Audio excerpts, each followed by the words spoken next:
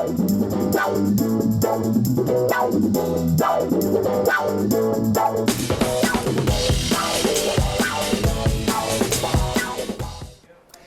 back to the show, everybody. IGN Live from Comic-Con, presented by the all-new LG G4. I'm Damon Hatfield. This is Brian Altano. Hey. Steve Butts, and we're joined by John Vignacchi to talk about Hey, what's going on, guys? 3.0. Wow, energy, there we go. We're bringing it up. This is what's going on Well, here. because the lights have been dark for the past few minutes. Yeah, now it's rolling advertisements in the background, so I was like, time to start screaming again to bring up the energy in here. You are like a coffee that's a man. a coffee man. We're alive man. now. Here we are. I've been described by a lot of things, but a coffee that is a man is...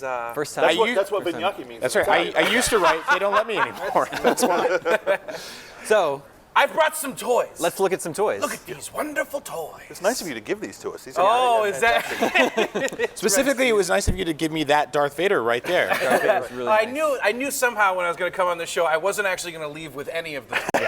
Actually, it's funny. At E3, I was on your guys' stage, and we actually did a special announcement that we're doing a partnership with Sony over a Sony exclusive Star Wars Saga starter pack, and I gave one of these to Max. Yeah, and I didn't get one, and I was really sad about that. This- We're all really sad. Brian, that's for you. Suck it, Max. Oh, Yes. there it is. Look at this. It's Christmas in July. Yeah, Oh my but God, this is awesome. You got some new guys here that you're showing off at Comic-Con, Got right? some new guys, yeah, absolutely. So we announced that Hulkbuster and Ultron from our Marvel family will be joining the Disney Infinity 3.0 game this fall. We also announced we've got a Marvel playset where all the 2.0 characters can play with all of these new characters. And today at Comic-Con, for the first time, we're actually showing Ultron and Hulkbuster playable inside of Disney Infinity 3.0.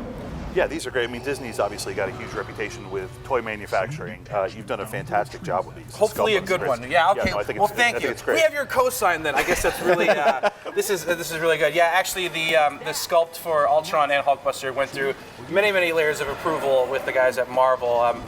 Buckley, Joe Quesada, Peter Phillips, Chris Fondacaro, all those guys have really taken a look and worked closely with our team to try to make sure that they really, had the correct spirit of all those different Marvel characters and had the right poses and felt right. So we actually want to make them almost like they're collectible. Right. So you can pass the discerning eye of the Marvel collector, but then still ultimately be a cool figure for a kid's video game. So what is that spirit? Like when you're talking about getting this right, like what elements have to be present in this for it to be Marvel? One of the big things with the Marvel characters, and this is true in terms of the Star Wars characters as well, is capturing the moment of anticipation. And so that's something that our team at Avalanche Software, which develops Disney Infinity, works very hard to do. Just kind of like that moment almost where when you're looking at them, it feels like you can actually see them alive. The next thing you know, they're gonna do something crazy. Cool. Well, Avengers came in 2.0, but the big story for 3.0 for a lot of people is the Star Wars line, that's right. And actually up on screen right now for everyone watching on IGN, we actually have, we're showing you the beginning of the Rise Against the Empire playset. So this particular playset is going to be coming out a month after our launch, which we officially announced is August 30th, Sunday, August 30th. And so you're going to be able to play through Twilight of the Republic, which is a playset set during episodes 1 through 3, and then Rise Against the Empire, which is on screen right now, which retells some iconic moments from the Star Wars episodes 4 through 6, a classic trilogy, as we call it. So, kind of a very fun experience, and something that's cool and it's different that we haven't done before is actually all the different Star Wars characters can play inside all the different Star Wars playsets. So we've announced there's this Twilight of the Republic playset that Ninja Theory is working on. We've announced that there's this Rise Against the Empire playset that you see right now. We've also announced the Star Wars Episode 7 playset, which we're going to drop in conjunction with the film. So all the different characters, whether Episode 7 or Episodes 4 through 6, can play in each other's playsets and participate in kind of fun stories. You're being a lot broader too, though, because I know in the previous iterations, like Cars is a racing game, Lone Ranger is kind of a shooting gallery, but Star Wars has chases, and we're seeing melee combat here. It's got space battles. It's got kind of everything you want. Yeah, it has a little bit of everything. I mean, so primarily the Rise Against the Empire playset that you're seeing right now is about vehicles and exploration. Because inside of episodes 4 through 6, I mean, let's be honest, some of those vehicles, like, X-Wings, the Millennium Falcon, TIE Fighters, some of those are actually as iconic as the characters themselves. Yeah, for sure. And so we actually wanted to really focus that particular playset on exploration and visiting all those different locations that you remember from the films. Now the Twilight of the Republic playset, which comes with the starter pack, that one's all about lightsaber combat. That's all about recreating, feeling like the most badass Jedi in the galaxy. And that's the playset the team at Ninja Theory has been working on. And they've done a lot to rewrite our combat system and lend their expertise to help make the game really fluid and a lot of fun. Most badass Jedi in the galaxy, is that a Disney-approved marketing term? Actually, Okay. I can see this. Yeah, someone in the background from PR shaking their head like, you said ass, I can't believe it. You keep saying they're all the characters. That's a very scary rabbit hole for me as a figurine collector and a Star Wars fan. Yeah. How deep can this possibly go? There are a lot of very awesome, very obscure Star Wars characters that got action figures before. Walrus Man. Walrus Man. Right? Yeah, I mean, Good old Ponda Baba. Our bench is deep, bro. Yeah. I think I've said that before. And I mean, when you actually look across, jokes aside, when you look across the Star Wars saga itself and all the different incredible characters, there are so many characters that you can possibly do. And it was a crazy challenge for us to actually narrow that list down of characters that really made a lot of sense for us to do. So, we look at it in a couple of different ways. We look at what characters would be fun to play as, what characters are popping in terms of popularity. Of course, Lucasfilm has all of this data. One of the anecdotal kind of funny stories was I saw Jar Jar was pretty high up on the list. And I'm like, well, that's got to be because people hate him, right? And they're like, no, actually, it's because kids know episodes 1 through 3, and that's actually a popular character with kids. Right, and children are historically wrong. Well, the funny thing about it is that, I mean, for us, it wasn't about just doing a piece of content based on episode 7 or episodes 4 through 6. We knew, for the true Star Wars fan like yourself, we had to do content across the entire saga. And so there's still a ton more characters that we can do, a ton more stories that we can tell, and hopefully this is just the beginning of Star Wars integration. Uncle Owen, Amperu. That's right. Yeah. General Dodonna. All the weird droids in the General Jawas. Grievous. Right. I mean, it's and of course we integrated Rebels as well. Have you been watching the animated series? Yes. Yeah. So we integrated Star Wars Rebels. We've announced our first 4 characters from Rebels, and they'll be playable inside of all these playsets as well. Cool. So that'll be really cool. So what do you get out of the box? You buy the starter set. Where are you beginning with Yeah, this? so in our starter pack, it comes with Anakin, Ahsoka, and the Twilight of the Republic playset piece. It comes with the Infinity base, which you plug into your console in order to play as all these great characters, and of course the software. That's coming out this year for $64.99. So normally it's been $74.99, but this year we thought, if we've got great gameplay and we've got Star Wars fans and Star Wars content inside of there, we really, really want to put it out there at a good price, a good value for consumers. So it's only $5 more than a typical video game, but it comes with toys and cool stuff like that. So Plus, you'll make that money back when you sell hundreds of action figures. yeah, your lips to God's ears, my man. What's the play experience like on the Marvel side?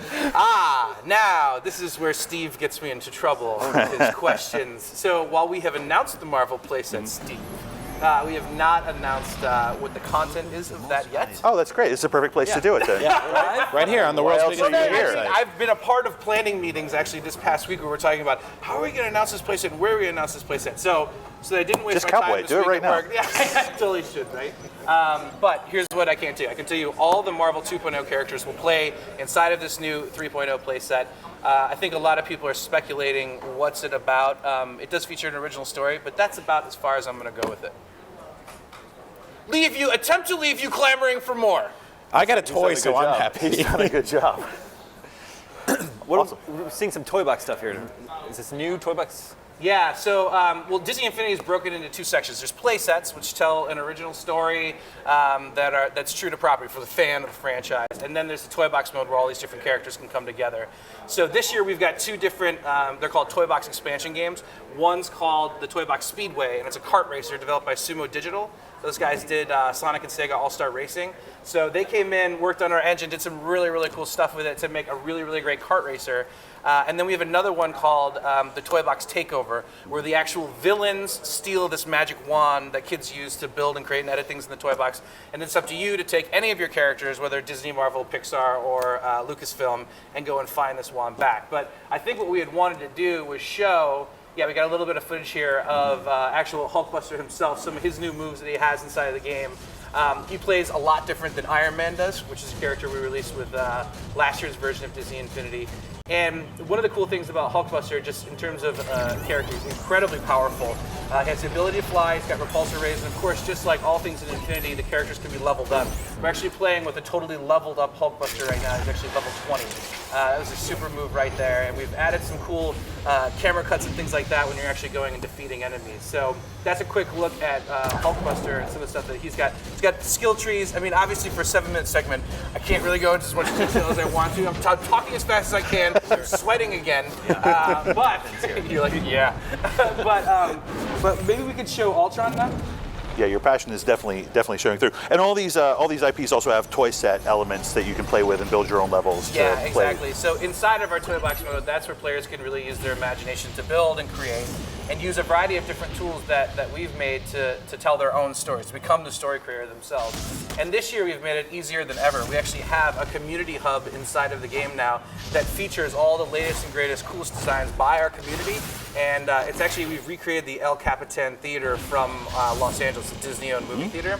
And where the movie posters are, we're actually putting up posters of the user-generated content with the user's name to really celebrate our community and what they've built. And so the cool thing is that with some of the new tools that we've put inside of the game this year, we put actually a Spline Editor in there now, so you can actually tag things like cameras to create your own cinematics. We've got text editors inside of there, so people can kind of create top-down RPGs if they want to. And so what's fun about this is that as Disney, the strongest thing that we have is our characters, right? And so at the end of 3.0's lifecycle, we're going to have over 100 of these playable characters inside of Disney Infinity. And some of the stuff that we believe we're going to start seeing from the community that they're building, using all these characters and mashing these characters up in the Toy Box is going to be totally epic. Well, John, we actually have a question for you from one of our viewers on Twitter. Remember, if you have questions, you can tweet them at IGN with hashtag IGN Live, just like Zalman did. The Lion King win? Yeah, so, all right, Zalman, so here's the deal. Yoda wrote that question. So the deal is that we're always adding new characters. One of the things that we've been talking about is what is the right point to introduce quadrupeds into the game? Because quadrupeds obviously animate a lot different, are in a totally different beast than bipeds are. So while I'm not going to confirm anything right now, we are looking into it, we're investigating it, and as soon as we can, we know there's a lot of Simba fans out there, a lot of Nala fans out there, and we have a responsibility to deliver to them. I think it's fascinating that your holdup is their number of legs and not how will Ultron fight Mufasa. No, they're going to be on the same side, right? Of course, yeah. Right. Yeah, they got to team up. There's a great story of back in the day when we were talking to corporate brand, and we were talking about integrating Simba, and then we were also talking about integrating Raja from Aladdin. And there was this whole thing of, well, so what happens when Simba attempts to ride Raja? And I mean, these are like, you know, it's wonderful. It's like This is your job. You get paid to do this. Yeah. I thought we had weird conversations at work. That is something special.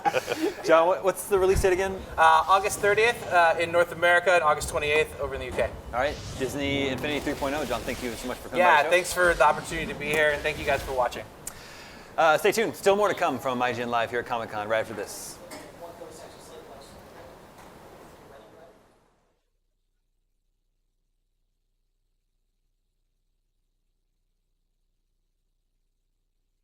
IGN Live at Comic-Con is presented by Marvel's Ant-Man, in theaters July 17th.